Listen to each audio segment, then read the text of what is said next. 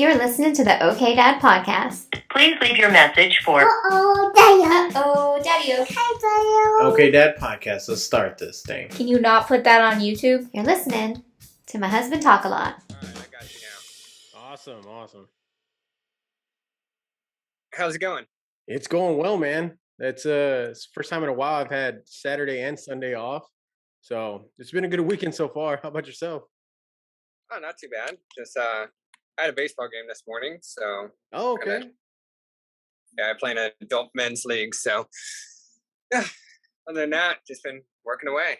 Yeah, I hear that, man. Well, I do appreciate you coming on and sharing your story with everybody that we have here. Just to get a little bit of background from you, how many kids do you have? So I have two kids. I have a 8-year-old daughter about to turn 9, and a 11-month-old about to turn a year in a few weeks. Oh man, so it's kind of like a a big gap there. Yeah, very big gap. Awesome. Are you married? Yeah, I am married. Okay. How long have y'all been married? We've been married for 3 years now. Awesome, man. Congrats. Thank I you. heard if you make it over a 3-year mark or relationship, living with someone, that relationship's supposed to be able to last and go the distance. Yeah, I've heard that too. I hope so. Yeah. So here's I'm pretty praying for y'all. Yeah. Well, kind of to get a little bit started here, just like a background interview and stuff that we just go through, and then whatever comes up, we'll just start talking about that. Growing up, did you have a father figure in your life? Did you have both parents? Yes, I did. I had both my parents. Both of them are still with me. They actually live about 15 minutes down the road, which is why we moved back so we could Oh, be near okay. them. Awesome. So when you were growing up with them, what you said you were moving back. So where did you end up moving? Like what caused you to kind of leave the nest? So going to college first. I'm from a small town in Texas called Divine. It's Oh, okay. no more than 4,000 people. It's closest to San Antonio. So most people I tell I'm from San Antonio, but Yeah. no one knows where this is. But yeah, so I Man. grew up in a small town. I don't know. I went off to college. I went to college in Providence, Rhode Island. And after that, I came back for a little bit right after college, helped my dad with his business. And then I took off to Santa Monica. I had a Jack Kerouac experience where I kind of bartered my way across the country, worked in New York City for a while. And then I joined the military. And I was there for 8 years. And most recently stationed in Germany. So I traveled all over. Oh man. But stationed in Germany, and my wife and I met there, and yeah, then we ended up getting out, and we came back here, and we still travel a significant amount, but we are home based here to let the kids be by their by their grandparents. Okay. Was she in the military too She when was, you met her yes, in Germany?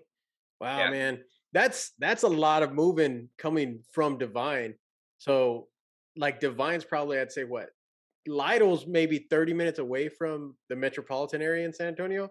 yeah, And then Divine's like another 20 minutes from there. yeah. That's true. Man.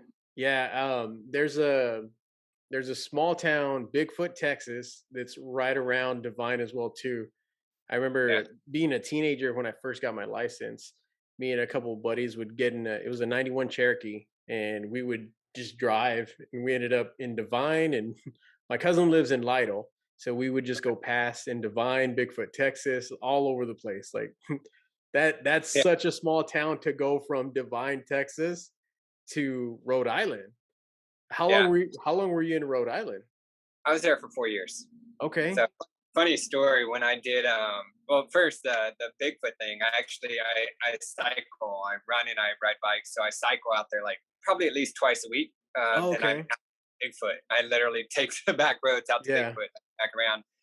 It's like a 16-mile round trip. But yeah, and then so going out to Providence, funny story with that was when I had my interview to go to school, a lady was from Kerrville, and when I told her where I was from, she was like, "Oh yeah, you'll totally love Providence. It's small town feel, all that." Man, I think I had flown once before when I first went out there, and Hmm. not to a big city. And Yeah. Providence compared to here is a huge city. It had like Oh yeah. 49,000 people. Not big compared to San Antonio, but San Antonio's home, so it doesn't feel Yeah. big. But yeah, I get there and I'm just like, this is not a small town. Like, what are you talking Yeah, about? man. Yeah, it's a little bit of a culture shock. Yeah. So that's quite a journey there too. And so at that point, being in Rhode Island, you still didn't have kids. Were you in a relationship of any there? Yeah, I had some college relationships, but never had kids or anything like that until I was older. So Yeah. And then with the relationship with your parents with being up there, how were they? Were they receptive to you going, cross country for that? Or were they kind of wanting you to stay local, stay as close as you can to Divine? I found out in hindsight that my dad really wanted me to go to UT. He wanted me closer, Ah, but yeah. everyone they were very supportive. They helped me get out there. I mean, it was a really good school. I went to Brown University, so they were totally supportive. Um, yeah, it was a great relationship. I mean, they kept in touch. They helped me when I needed help, and yeah, but it was later in life that I found out that, oh yeah, your dad Yeah. really wanted you to go to UT. That and my parents were like my mother wanted me to go to college, just in general college. So I did 1 year at UT, and then that's when I booked it to the military. One, I was like, I can't afford this. Let me let me Yeah, go to the military and then have them pay later on. And yeah, that's just it's crazy. My father, I couldn't really tell one way or the other. I think he was okay no matter what I did. He was just wanting me to be happy in life, which is always a plus to have that kind of support, especially from your parents. yeah, And then, you said you did some backpacking across America. yeah. No, I did some bartering. Oh, I bartering. So, what does bartered. that entail? So it's funny story. It is actually like, so I ended up working for a running company when I was straight out of college. I helped my dad with his business, and then I was working for VP Sports, and I ended up getting not fired, but let go because I was dating someone that I was working with, and Ah, they okay. changed owners, they changed ownership, and it was like the new owner didn't want that. They want to implement a policy, and they're like, "Now you got to go." And I'm like, "All right." So Mm, it wasn't what I wanted to do anyway. It was just a short term thing, but I ended yeah. up going to Santa Monica. I did a whole bunch of random jobs. I stayed with some buddies from college. Lived on a couch for a while. I did door to door sales. I was going to Starbucks every day, like sending cover letters, finding Yeah. finding work. And then yeah, I'm don't want to go in too many of the details, but it was a spur of the moment decision that we were like, hey, we're taking off on this Fourth of July weekend over to Nantucket, and I yeah, maxed out my. I only had a 3 grand credit limit on my credit card at the time, and maxed that out. Had no money, and worked my way to got to Nantucket, hung out there. I ended up helping out a buddy from Boston who gave me a night to stay there. I drove his car to Nantucket, helped out another buddy who didn't have his driving glasses, drove him from Nantucket to Providence. I slept on the main green of my college because I had no money to stay anywhere. I called a buddy up in Worcester, Mass, and bought him a piece of pizza for a ride and a couple nights in his in Yeah. his in his whatever his apartment. And then I did some random Craigslist jobs. All the while, I had gotten contacted that I had an interview for a job in New York City. Oh, So okay. that was the whole idea. I was trying to get my way to New York City. My buddy and I watched too much Mad Men, and we decided we wanted to go to New York. So that was kind of the nexus of all this. And so I did a bunch of random jobs, kind of bartered my way down to get a bus ticket from Worcester, Mass, down to New York. Stayed with another buddy, lived on his couch until literally the day he said they have a new tenant coming in and you have to get out. So that Man. night, I found a room on Craigslist in Queens. Probably not the safest thing. I would not recommend my daughter ever do that, but yep, I said, hey, I need this room. Cool, got it. And went and stayed there, and it was a strange situation, but it was safe. It was fine, and I ended up just fine. I mean, on my Yeah. feet. It was quite the experience, quite the Man. growing experience. Yeah. What would you say like the time span was from leaving Santa Monica to ending up in New York? Was that like a few um, months or it was actually a month. Yeah, yeah, so a just few no, weeks? it was very short. Yeah, just a few weeks. Wow, man. And then to kind of fast forward, when did you meet your wife? So I met my wife in 2017. Yeah. Yeah. So yeah, we hit it off pretty quick. We got married in 2018, and yeah, the rest has been history. So Yeah. And then here we are. Yeah. Man. So, do you remember having your first child? Were you expecting, or was it something that hit you kind of just all of a sudden? Yeah, we were expecting, we'd been planning for a while. We actually, yeah, we actually started buying stuff well in advance. We knew we wanted to have a kid, so we were just buying a whole bunch of stuff while we had the funds. We knew we had the expendable income, so we were buying everything, preparing. Um, and yeah, we kind of we had it all planned out. I mean, it worked out. I think we got yeah we got pregnant as soon as we wanted to. Really, Yeah. it all worked out. So How do you remember in and it's kind of fresh in my mind too, because my third child, my son, who was just born less than a year ago, or right at a year, it's fresh in my mind, that memory. But do you remember being in the hospital, or were you there when that firstborn came out? Do you remember the feelings that you had?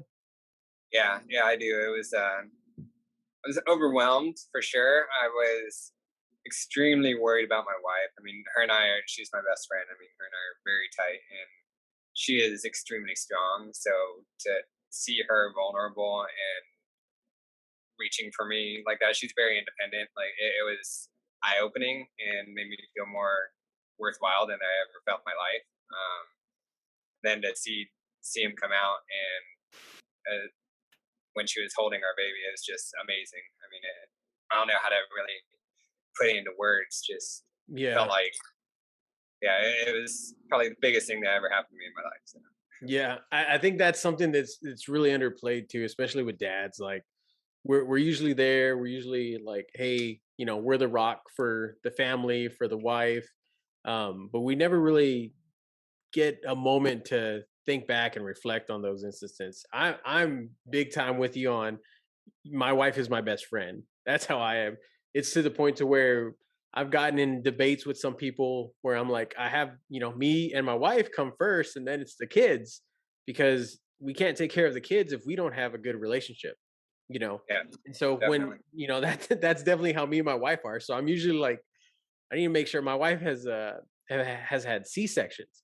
So like I'm concerned with my wife and there's nothing leading up to the actual birth that indicates anything would be wrong with the baby. So I'm usually right next to my wife, as the curtains there, and they're slicing her open, and you could always hear the baby cry immediately when I heard my son. Tears started rolling down my eyes, and I was like, well, I didn't expect to start crying, but Yeah, so I'm there with my wife, and when my son Oliver was born, last October, or not October, gosh, March, this past March, when he was born this past March, he didn't breathe right away. And it was a good, I think it was a good 10 to 15 seconds, because as soon as they took him out, they put him on a table, and I'm looking at the table, and they start, their test, and they start immediately on a clock. And then I'm also focused on my wife. So I hear the time, or I see the time, and then I'm also not hearing him cry, because my first yeah, son came out and he was just mad at the world. He came out screaming. And so I'm focusing on my wife. I look back, it's 8 seconds. I'm focusing on her, trying to make sure she's okay. She still has the drugs going through her. So she's like a little in and out. I look back and we're at like 15 seconds. I'm like, whoa, like, okay, I'm not sure like how to feel right now because I want to make sure my wife's okay. I think it was less than 20, less than 25 seconds, but he started breathe. They got him to breathe right afterwards. And I'm like, okay, like nobody's worried over there. So, I shouldn't be worried. And those are the memories that I have too, real fresh in my mind. And like I like that you bring that up though, that I'm there for my wife, I'm worried about my wife, and then when the baby's there, it's like you can't put it into words. Something different. yeah. I know when they asked me to come over and cut the cord, and they had him over there weighing him and stuff. I was just like, "What do I do?" And she even told me like, "Go over there, go." And I'm like, "Okay." She was like, "Go with baby," and it was weird for me to detach. She'd been holding my hand the whole time, Yeah.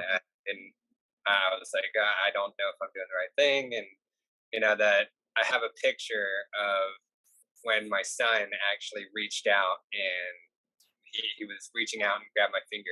It was the first Yeah. thing he grabbed. So he was holding on to my finger. It was just amazing, amazing moment. It's life changing, that people talk about it, having children, the birth, and just drastically changing something inside you. Did you feel something like that, or have you already felt like how you feel now after having a kid already and raising them? Yeah, I mean, it was it was a big change. I definitely felt something inside me change. I realized, it wasn't about me anymore.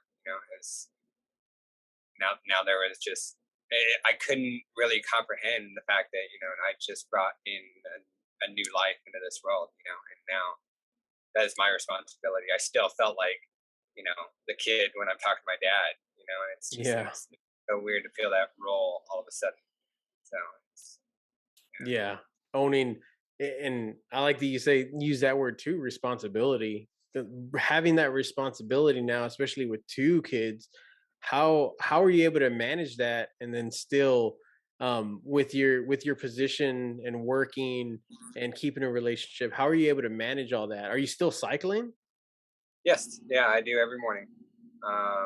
Yeah, so I either run or I cycle each morning, but that kind of depends on the baby. So it's kind of Yeah, part the hard part. The first 6 months were difficult because he couldn't run in the stroller with me, but now that he can, it's a lot easier. So typically, I try and get up before 7 because if he's up, then I have to take him out for a run, and I prefer to ride. So I'll try and go for a ride around like 6 in the morning. yeah, Um, but it really depends on his schedule. But dealing with in terms of work and all that, I mean, I work for myself. We have our own business, and balancing that plus homeschooling the kids is well, homeschooling my daughter and then raising the infant at the same time. It is a challenge for sure. I have to put very strict, requirements on my time, and I've been actually trying to implement being an entrepreneur and a single business owner. It's hard to set clear hours for work, hmm, um, which means my work is really bled into family time more times than not. And it was just about 2 weeks ago that I decided 4 o'clock I'm going to start cutting it off.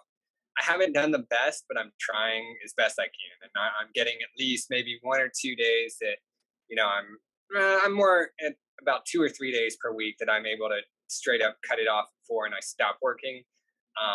But it's difficult. So yeah. That's definitely one of the challenges. I um I used to prioritize what to do. Like, hey, I'm gonna do this for, like, I'm gonna go on a run first, or I'm gonna play with my son, or I'm gonna watch some TV, or I'm gonna eat at this time. And one big thing that really helped me and my wife was, instead of prioritizing the actions of like what we're wanting to do, we started prioritizing the time. So, you know, 6 to 8 is family time for whatever. Like, I need to be involved in it with it, and at those times, the most important thing will pop up. So at 6 in the morning, everybody's dead asleep. Right now, I'm just trying to knock out my runs, and then 7 to 8 when I am here, hey, that's time that I can shower because I need to shower for work, and then start making breakfast. And when I started prioritizing just like the hour blocks, that's when it changed a lot for me and my wife too, especially with me, because I'm the one that has more of a chaotic schedule with work and everything, while she's home homeschooling, teaching the kids, and then picking our son up from daycare and whatnot. So changing that helped out a lot, because instead of saying, man, I'm wanting to do this, or I'm wanting to play a video game, or I want to remodel the garage, when that time comes, I know, like, okay, the most important thing is going to step up, and that's what I need to focus on. And yeah, it was more of like a shift in my mind than it was. And it helped me out too, because now I'm like, all right, I don't need to worry about the garage right now. I don't need to worry about organizing it. You guys are taking my priorities. What times, you said at 4 you stop working? What's your business? so I run a travel business, family travel business. Okay. How did you come up with that?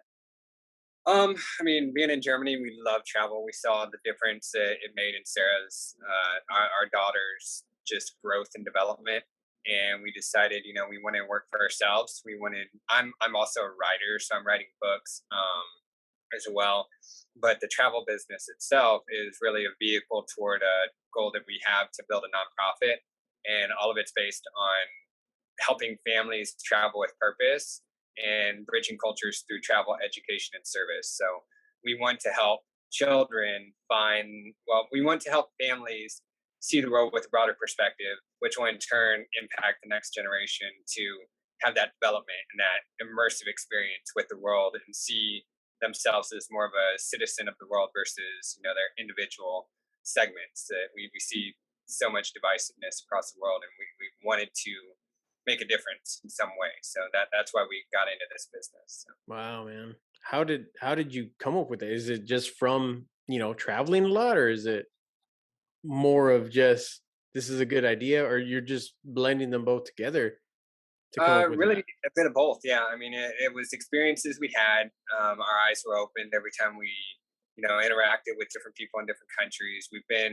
Sarah's been to 20 countries. She went to 20 countries before she was 7. So she's seen Mm, so much. As a family, we've been to 20. Collectively, Amanda and I have been to 31 countries. So we've seen so much and we've experienced so much with different people. And I think the most enriching experiences are when we're talking to others face to face and having that, in person interaction. And I thought, how can I help people? Because I know my family and people here in Divine like don't travel, So I was like, how can I right. encourage people to reach out and touch other cultures? How can I encourage people to reach out and get those massive developmental experiences, when they're set in their ways and they don't want to travel? And how can I, inspire behavioral change and make the world a better place? And for me, I think travel is the most transformative thing you can do. And that's something that I have a blog, I have a YouTube channel, and I try and really push that travel for us is anytime you leave your home, anytime you leave your comfort zone. And that's why our form of homeschooling for our daughter, we call it travel schooling. And the reason we landed on that is because we use every time we're out of the house as an opportunity to learn. Wherever we go, there is a lesson to be had. And that's just how we teach her. And we're trying to inspire people to do it that way as well, and inspire people that don't want to travel that, hey, it's not about going to travel to have your next, Hmm. huge experience or your next, preoccupation. It's to go and learn something new. There's so much out there that we just don't know when we're in our own little zones. So Yeah. Man, I love that. I love that, dude. My wife is wanting to go in that direction with homeschooling, with us, with the family. Like that's the exact direction she's wanting to go and what we're wanting to do. Like I said, just as a family. But I like that y'all have been more than just Germany. Like that's really cool to hear all those different countries and then your kids interacting. How do you feel interacting with like a different culture that there's a communication barrier? How are you able to compensate for that with your children there? Because children are like sponges. yeah, they actually picked it up so much quicker than us, and they were able to communicate with people even if over that language barrier. So much easier than us. What we tended to do was anytime we go to a different country, we try and learn conversational, as much conversational tidbits as we can. So we learn how to, say hello and ask for various things. And we'll do that typically traveling from Germany. We traveled on train a lot. So we'd have time and we'd sit there and there's YouTube videos where you can learn, Polish in 3 minutes. And we learn various little bits. And we found if you go in there and try and speak and know that you're essentially going to suck at it and not get it right, the people there would appreciate you more and they'd accept you, they'd embrace you more, and you'd feel a lot more welcomed in this warm feeling, and they would help Mhm. you. And a lot of people you'll find when you're traveling, especially in Europe, the majority of like middle age to like young to middle-aged adults speak English, but a lot of them don't want to. They don't want to speak to the American that comes in and says, "Oh, I can't speak your language." So when we showed that, willingness to try and learn their culture and try and learn their language, more times than not, they would say, "Hey, you did great," but we'll just speak English, or they'll Yeah. point us in the right direction. They'll try and help us, and Yeah. yeah, that was really how we handled the language thing. I mean, we tried to learn what we could when we read, and we just asked a lot of questions. So we really just humbled ourselves and put ourselves out there. So. Did you ever have fear traveling? I know it doesn't seem like it from your story going traveling going from Divine to Rhode Island to Santa Monica to New York, but did you ever have fear of traveling, or do you feel like you were always kind of get me out of Divine because I want to do something. I'm coming back, but I just want to Um, explore. no, so I didn't want to leave. I did not want to leave. I Oh, planned. okay. I was going to be Texan through and through. I mean, I had horses. I rode horses. I did everything you think of, every Texas stereotype, and I love Texas through and through. I'm a little more ambivalent to it now, but that's another topic. But at the time, it's youth. I didn't think I was going anywhere. I thought maybe I'd go to UT, and then I'd stay around. I Yeah. hadn't real desire to go anywhere. I wanted to see things because I'm a huge reader and I loved reading and hearing these stories, but I never desired to travel and go live anywhere. Like now, we want to go live. We want to uproot and just take Yeah. off. At the time, it was like, oh yeah, maybe go on vacation, but there was no real desire. And in terms of fear, I mean, definitely. I mean, I suffer from anxiety and OCD, so my anxiety was through the roof. Like when I went to Brown, it was hard. It was a big adjustment, Hmm. but I think that really helped me kind of open my eyes and realize that traveling away from home isn't terrible, and that's what really predicated, my experience going from Santa Monica to New York, which then turned into, yeah, I'm going to Yeah. join the military and travel the world, and where I am now. So it's Do just you one step at a do time. you still have nervousness or anxiety when you're planning to go somewhere? Or Yeah, yeah. I think that's from what I've seen, just working with people and travel, like that's pretty normal, and I still feel that. It doesn't matter how much you do it, you're always going to worry about what you're forgetting or if something's going to go wrong, and especially with kids, like yeah, we just went to Portland a couple weeks ago, and it was like, man, I've been traveling all over the world. Portland's nothing, but the day before, I was feeling all this stress, and I was just like everything was going to go wrong. And then that morning, it was just I was so anxious. I don't know. I guess maybe it was because we hadn't traveled in a while with COVID, and mm, I was worried about the baby in the airport and all that stuff. But it was just like normal. It was like, yeah, it doesn't matter how many times you go, you still feel that anxiety. So yeah, well, I was gonna say my wife and I, we all of us, including all three kids, even the smallest one, Oliver, who's less than 6 months old, we went to Florida. And originally when we brought the idea up, I'm like, I don't know about traveling because we're going in my truck. So it's a regular full size truck, but still like the idea of hey, we're gonna drive cross country. I've driven cross country with my sister and my cousin before, but not with three children. So that I was a little nervous about. So immediately it's like, well, how much are plane tickets? So plane tickets only X amount of hours. And we nervous, anxiety, all of it's building up, caution. What if my truck breaks? What if this happens?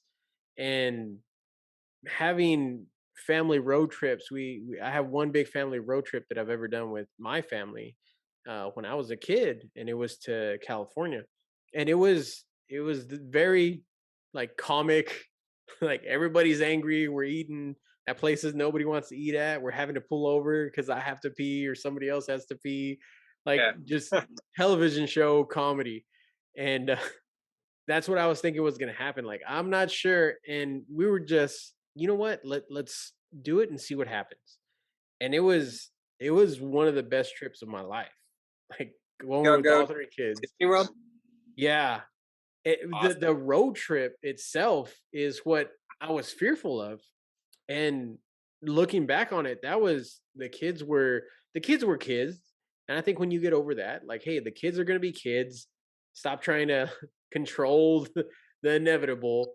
Um, they're gonna cry. They're gonna need potty breaks. Sometimes they're not gonna get along. And I think once you get over that, it's really not a big deal. They did really well. I was thinking it was gonna be a hot mess. And I think now, especially after that, we started talking about just getting like an RV or a camper or something so we can just Yeah, drive with them. And I think that's one of the things that holds a lot of people back too is the anxiety, the fear, never being out of San Antonio, never being out of Lytle, Texas, you know, any of the small towns.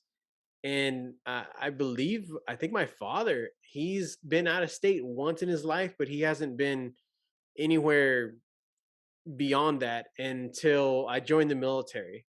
And my mother was the same way, never left Texas. And when I joined the military, I graduated up in Benning. mhm, So my mom, my sister, my dad, and my grandmother drove to Fort Benning. And even then, it was like, well, we don't have something big enough to take us. We're not sure about the tires. And I had just been in basic for however long, so couldn't spend money on anything. I'm like, hey, I'll buy the tires for it. If you want to get tires for it, so y'all can come see me. yeah, And I think that's the first time in their life they had ever left Texas, like really left Texas to go somewhere else, enjoy other food, like even though it's the same country and everybody is speaking English, like being out and about, just experiencing different other than San Antonio or other yeah, than Texas. I think once you're over those kind of fears, you can really start to appreciate everything, especially the way you have a new set of eyes for the world with everything that you've experienced. yeah. Yeah, I think you're making good points. I mean, it's pretty interesting to hear that y'all just did the trip. We did that same trip in May, Oh out yeah. to out to Disney World. But we actually camped pretty much the whole way. So we did Oh way sites, and we had the same revelation that we're like, man, we need to get a camper, and we want to do. yeah. So I actually feel less anxiety on road trips than flying. I don't know, maybe because we have all our stuff with us, but it's Mm, yeah, that I was really impressed with ours because the son was 7 months at the time. Well, six going on 7 months. First big road trip, and then our daughter. She's driven all over Europe with us, so I knew she'd be okay. But with the crying baby, I didn't know how it was going to be. And we actually found that we ended up having to. I had to kind of temper my expectations because I tend to think, oh, I can drive until I pass out and we can cover mhm. all this ground. But apparently, with the baby, you have to take these breaks, and I didn't realize that. So we had to take about an hour to 2 hour break in between each driving leg around lunchtime, so we would burn his energy, so we'd sleep in Yeah. the car. But my wife had this great idea of here, let's time our driving in between his naps, and it ended up working out perfectly. And he was amazing. He slept better in the tent than he does in his crib. Yeah. And Sarah was phenomenal. I mean, it was a great experience. But Yeah. We didn't get past half a tank anytime we drove. Anytime we oh, we we drove when we were we there, they were having that fuel crisis that happened. I don't oh even know. yeah. I just know I got called from my family, and they're like, "Hey, they're running out of fuel in Florida," and we're like, "Oh, great, we just passed into Florida." They're like, "You Yeah. better fill up." So yeah, it was pretty hectic. We saw a bunch of gas stations without fuel. We're like, that was a Oh little man. bit. That sounds nerve-wracking. Well, having all these life experiences, especially with traveling and the military and getting out of your comfort zone from Divine, how are you trying to, or are you even trying to give your daughter and your son those same experiences? How do you plan on doing that? Especially now with the way the country is, the way it is. There's people that are on one side, people on the other side. It's hard to even have an opinion or learn what you're trying to learn. So you are homeschooling. What Yes. what what brought y'all onto that? So we had planned on homeschooling her. We planned third grade was going to be when we took her out, um, just because we aren't too happy with the educational system. Um, not especially here in Divine, we're not fans of it. Both my wife and I are well educated, and we thought we could give her a better experience, more broad experience and broad world view if we homeschooled her. But we ended up jumping in mid-year this past January because of COVID. So we're here with our parents because of their health issues, and we want them to have as much time with our grandkids. So naturally, with COVID, I mean, they're more susceptible to the worst case. So we have to keep them Hmm. really safe. We have to be a little more on edge with all the safety measures and precautions when it comes to them.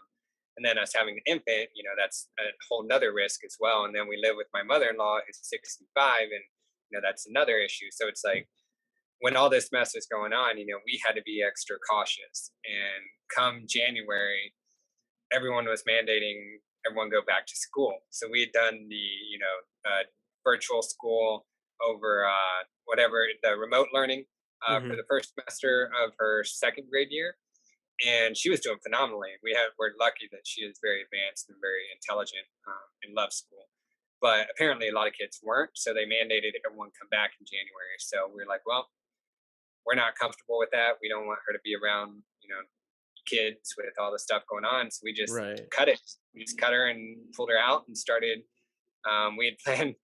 We were jumping in feet first. I mean, because we were like, okay, we got another half a year to plan this curriculum, make sure we're ready once the fall comes. But Yeah. then all of a sudden, it was like, bam, it's here. Now we have to do it. Yeah. So it was learning. It was a learning experience. We learned a lot. We're getting better. We're not perfect. We're doing the best we can. We just actually started to answer your question on how we do it. I mean, we have various free methods that we use, and I actually YouTubed about it. I have a video that I talk about the actual methods and how we break it into 6-week periods, and then have a seventh week like projects and tests and whatever else. But last week we actually just started implementing a live travel schooling event on my Instagram for my business. So we have to go up to San Antonio because my wife's doing school at UTSA. So when Hmm. we're up there waiting for her, Sarah, Adrian, and I will go find a place in San Antonio, and then we'll do a 20-minute lesson on Instagram Live, and then we'll post on our YouTube channel later for people to see. So we thought, hey, I mean, we're going to be schooling while we're out here. Why not open that up to other people? So Yeah. we just started that last week, and we're going to try and keep that up. But yeah, I mean, I think I kind of rambled. What else were you Oh, asking? no, no, you're good, man. This is like the place for rambling. I think that's really awesome to do that too, because we, especially now, we look at education as like this is what you need to learn. I think I just talked to Evan the other day, who was like, in Texas, you learn Texas history throughout your middle school and high school career. Like that's all you get. And I think it's really good to be intentional with what it is that you're learning, because on a day-to-day basis you may not need to know everything that you were taught in school, but it's meant to give you like a good background, make you kind of like a whole character, not somebody just reciting something off of paper too, And which I think I think that's why it's important with the travel component as well, because like we were actually on the mission trail a couple weeks ago, and we were showing Sarah some of the missions. And I remember when I was in school, we went to so many field trips there to go see these missions. It was like Mhm. Texas history, like you said, Yeah. but we approach it in a different perspective. We were talking about how France first, owned Texas, and then Spain came in with their missionaries, and she understood it because she's like, oh, I'd been to those countries. I know what those people are like, and Yeah. it gave her a different perspective on it. And I was able to teach her Texas history with, more of a world outlook. That this is a Right. small microcosm of world affairs. And this is why Right. it's important she could understand it that way. And I really want to perpetuate that mindset with her. And we do plan on continuously traveling. Um, to answer that last question you had, I totally forgot. You asked, do we want to keep traveling? All that. We do want to. Our goal right now is to ramp up to 90-day slow travel experience. We want to be full nomads, where we just up and leave and we live in different countries all the time. But our parents want us here. The grandparents want to be around the grandkids. So our compromise right now is each year we're ramping up to ultimately a 90-day per year where we go for 90 days straight and live in some different place, Yeah. wherever, insert country here. Yeah. So that's our goal, and our goal is to do it in a way that we're not traveling as a vacation. We're traveling to go live somewhere, learn that language. We have Sarah learning; she's doing immersion study in languages right now. So we have her on Duolingo, where she does 6 weeks of a different language each 6 week block. So she's Yeah. done Swahili, Irish, Mandarin, Spanish, French, German. So we have her hitting every single language, so she's familiar with it.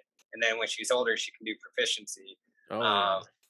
But that's our goal, where we will go somewhere, live somewhere, immerse ourselves in that culture, and then volunteer and work in that community. So, and that's how we want to raise our kids. So That sounds awesome. I feel like your kids are going to be, just as well adjusted as you and an asset to the community. Like that's amazing, man. that's our hope. I mean, I know my wife and I were both brought up in a small town. My wife's from the coast down near Victoria and Hmm. Port Ranch area. But she's small town Texas. I'm small town Texas. We have, we were raised with a certain world view and kind of narrow perspective on things, not in a bad way, not slighting things, just we didn't have that world experience. And Yeah. we had to learn it. We had to learn it through, the grit and grime, it just being put in our face. Yeah. But I want our kids to be able to experience it early. And like, I know an experience I had was, I was raised Catholic, and when I went to college, my roommate was from Turkey, first person I had ever met from another country. And then, oh, by the way, he's atheist, and he's not a kind atheist. He is extremely abrasive. Hated that I had a cross. He told me, like, he was extremely aggressive, like Yeah. anti-religion. And it was very jarring for me. I'm like, this huge 6'8" Turkish dude telling me that I'm dumb for believing these things. And I'm like, I remember I called my mom. I was like, what do I do? I've never met someone like this. And she's like, it was great advice. She said, hey, he can believe what he wants to believe, and you can believe what you want to believe. Just leave it. Don't fight it. Don't argue. Just let it Yeah. sit. So, and sure enough, we were fine. So, Yeah. It's crazy how you can disagree with something so vehemently, but yet still live with a person like that too. Especially in college, like that's insane. yeah, it was different, but I want to help. That's why we do what we do. I want to help our kids be immersed and understand that this is a thing. And what we actually do here, I mean, we practice various, so we immerse her in different religions and different cultures, even at home. So Yeah. every year in Christmas, we do a tradition where we do a different country. So last year we did Germany. So we do a traditional German Christmas. We dress up. We do everything traditionally, from all of it. Like, all of it's traditional. Yeah. We even have her. She gave lessons to the in-laws and the grandparents and all that in German. She gave Oh lessons on wow. German apparel, German food, German this, and she spoke German to them. So we're going to be doing Italy this year. Yeah. And throughout the year, we also celebrate like, not everyone, but we celebrate major religious holidays from different religions. So like, we did Ramadan. So like, I followed Ramadan to a T for the entire time, like fasting and everything. And I went through everything with her and taught her what it was. I had never done it before. But I was explaining to her, here's what Ramadan is, and this is why it's important. This is where they learn it. This is where they practice it. And she's too young to do all the fasting, but she learned through me. And we taught her about Yom Kippur yesterday. I believe it was yesterday, maybe the day before, I'm not sure. But so we try and just give her broad experiences for everything. So we Yeah. want her to understand it all and be able to make her own decisions. No, I love that. Like that broad spectrum of everything, but then total immersion into it. Like that's great. Especially with kids being, like I said, like being sponges. So being Yeah. able to take that in, especially at a young age, and the people that are providing it for you is your parents, I think is the biggest thing, because it's hard to see or even know what somebody's heart has in it if it's not, the parents. If it's a teacher, you're not there during the whole curriculum. If it's something that your child is taking the wrong way, or you see that they're not getting it, you're able to jump in right away and say like, hey, let's focus on this, because this is why I'm wanting you to learn it. I'm not just wanting you to learn a language just to learn a language. You talk about respecting and being immersed in that community, in that culture, and then you get that appreciation. And I can totally see that you have appreciation for all the cultures, and giving that to your children. That's a big gift. That's a big gift, especially being able to travel and show them different cultures, different countries. So I think you're definitely on the right path. I would say you're doing more than your best that you can out there. I mean, But I think there's so many ways to do it, and I recommend it to anyone. Like, you don't have to travel. So we, with the Mandarin, I told you she's learning. We went to a mhm, Chinese restaurant in San Antonio, and she tried to order in Mandarin, and the lady just loved it and was telling her different things in Mandarin. And yeah. Amanda and I are sitting there like, okay, we don't know what's going on, but they're chatting back and forth, and Yeah. my dog didn't know it very well, but like she was just so like the lady was so happy that Sarah tried to speak Mandarin to her. And like I'm sure it doesn't happen often. Oh But yeah. San Antonio, so she was just like the look in her face. She came and brought Sarah a toy and an extra serving of rice for free, and was just like giving her hugs and so happy. Just like those experiences you can do locally. You don't Oh have to go yeah. travel all Like over. it is as much as America is that melting pot that we always talk about. Everybody's everywhere in the country. I remember I was in Washington State, in the military, and I don't know, I think it was a year and a half, and I'm up there by myself the whole time, and I'm at a store and I buy something, and it was another Hispanic lady, and she called me mijo, and like the memories and everything flooded me, and I'm like, whoa, like it's been a year and a half since I've been home and somebody's called me mijo. And Yeah. like for everybody that listens, that's like a term of endearment. It means like boy, son, kid, you know. And when I heard that, I lit up. I started talking to her more and more. And I think it's stuff like that that people really do appreciate, because somebody's trying to, and we're of the same culture that are that's up there. So I'm not even, I don't know if she's from San Antonio or from like the border anywhere where there's predominantly a lot of Hispanics. But yeah, like it causes you to have that smile on your face. So Yeah. bringing that, even having a child come up and talk in a different language, definitely I think it's worth it. Everything that you're doing, man. Thanks. As we kind of close this out, Michael, I usually like to say, if you had like all the dads listening, all the moms listening, what would be one piece of advice you would leave them with before we close out tonight? I think it would probably be let your kids be kids and be patient. So that was something I really had to learn. Um, I struggled for a while, especially with Sarah. I wanted to be very rigid, and I wanted to guide her. I was trying the best I could, to give her the right way.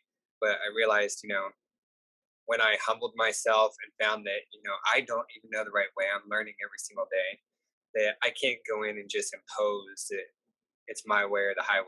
I have to Hmm. understand when she's learning. I have to understand when she makes mistakes, and I wanted to show her that grace. That I want others to show me. When I make mistakes. So I wanted to.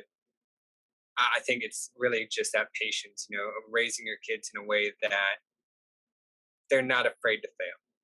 You know? So Yeah, I think the biggest thing for me. awesome, man. Well said. And then also, before we close this out, do you want to share your Instagram and other accounts? That way Yeah, anybody can find you? yeah. So my business is called Novel Excursion Travel. We have a website, novelexcursion.com. I'm Instagram, Facebook at Novel Excursion Travel, Twitter and Pinterest, Novel Excursion. Um, yeah, I mean, we just released a book about San Antonio. If you're interested, let me know. Oh, Um, definitely, man. I am. yeah, we just dropped it. It's our first ebook. Like I said, I'm a writer and I'm working on a fiction novel. My first fiction novel should be coming out hopefully in the next month or two. But this ebook is all about. It's called "Explore San Antonio: Your Culture Guide to Educational and Service-Oriented Travel." So yeah, it's all about San Antonio, and then we're trying to run a tour event here in San Antonio this coming December. But Okay. right now we're open to only the first 14 registrants. It's on our website, and we're partnering with. So one of the things we do with our business is we donate 10% of any profits each month to a cause of the month. This month we're doing the Child Fund, International Child Fund. Mhm. But with the tour we're doing in December, we pledge 10% of the profits to the South Alamo Regional Association for the Homeless, and that acronym is SARA. So that was intentional because my Oh, daughter's. okay. Yeah. They actually shared our stuff on their page and all that. So they're an awesome organization doing great things for the homeless Yeah. here in San Antonio. So yeah, we love to hear from anyone. So Awesome, man. Well, hey, I appreciate you coming on, Michael. I really loved it, man. yeah, thanks for having me, and I'd love to do it again. So, Awesome, man. all I right, have a appreciate good it, one. Michael. All right. All right. Take care. Don't mess with that. Just tell you here. Hello. Oh. Why? Yeah, we don't need Why? I don't know where you got all that from. I've never said that. What are you listening to, Asher?